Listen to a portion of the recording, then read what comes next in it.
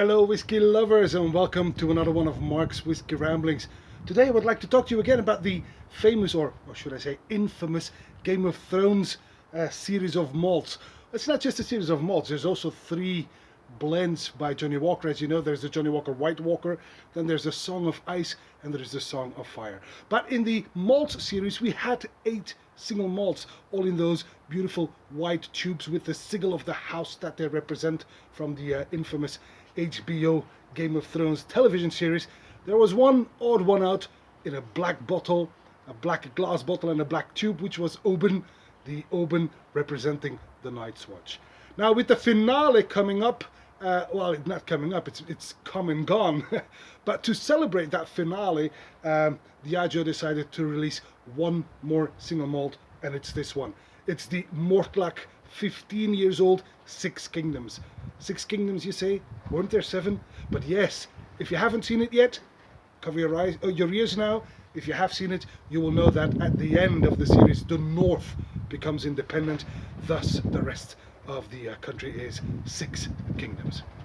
Anyway, the Mortlach Six Kingdoms, to be honest, the so-called whiskey aficionados, they give this one much grief, not so much love. They spit it out as yet another marketing stunt to promote this second batch of Game of Thrones single malts, because, as you may know, the original batch was actually aimed at a younger audience, to draw in new, younger drinkers, to introduce them to single malts. Hence, they were entry-level malts, basically.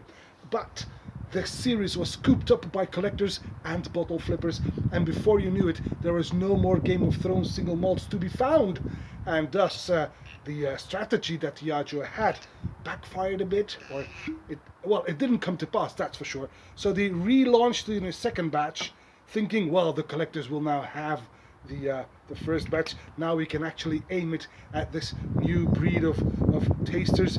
But I am happily surprised by the fact that this is available for like 115 euros, and the ABV is 46%, so slightly higher, and that's really up my alley. So let's give this one a go.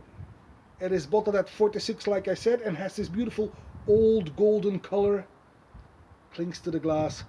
The Mortlach Six Kingdoms on the nose.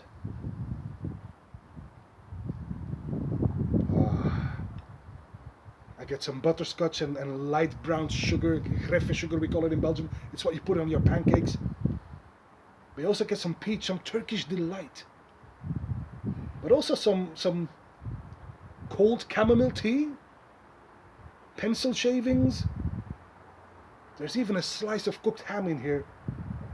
I get some sultanas, grapefruit, roasted almonds and vanilla, and quite unexpectedly, but certainly pleasant, there is even a salty edge in there. It's a soft salty note, but it's clearly there. You can't miss it. Truth be told, in my opinion, this is a rather layered nose and quite nice on the palate.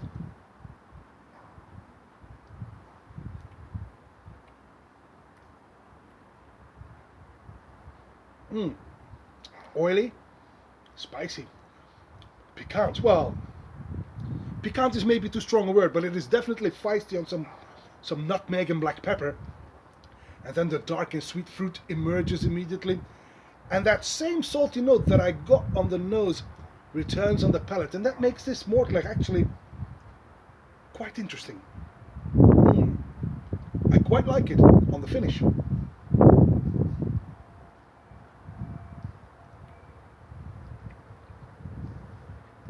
The finish is medium long, sweet versus salt, but sweetness is the clear winner.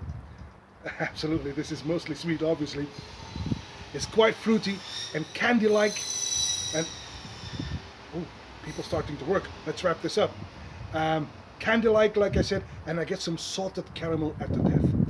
Well, to be honest, the naysayers, in my opinion, oops, bit of wind. The naysayers, in my opinion, they've got it wrong. I mean, apart from its association with Game of Thrones, this is simply a very, very lovely Mortlach.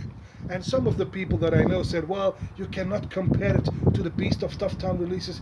You cannot compare it to some of those sherry monsters that we get from Gordon and MacPhail, for example. But in my opinion, ladies and gentlemen, if that's your idea, then you've got it wrong.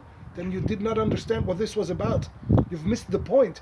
This is an odd one out because of its finish on ex-bourbon casks, and that's exactly what makes this one a bit interesting, at least in my book. And let's not beat around the bush. This is actually a very, very good Mortlach. There you have it. Just my 2 cents. Yes, I am a fan of Game of Thrones. Yes, I am a fan of Mortlach.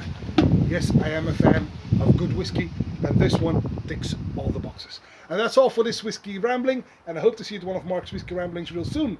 And until then,